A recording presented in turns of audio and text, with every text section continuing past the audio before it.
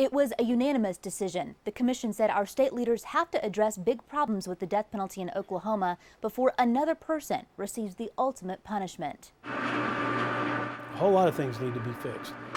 A panel of 11 people, from legal experts to victims advocates, made more than 40 recommendations for the death penalty in our state. Look, we didn't come out and say the death penalty should be abolished. We said if you're going to have it, it must be done right.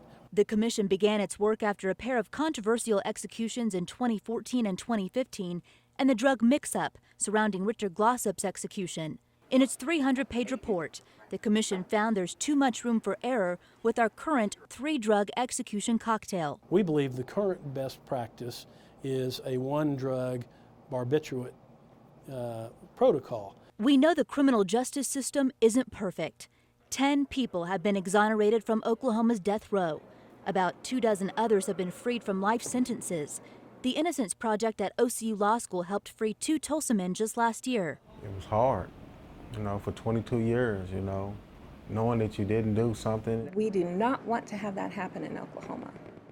Even one person wrongfully convicted is enough to really look at the system and correct it. An underlying problem to some flaws in the system is money.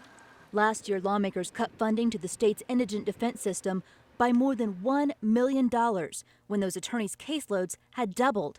And what does a death penalty case cost?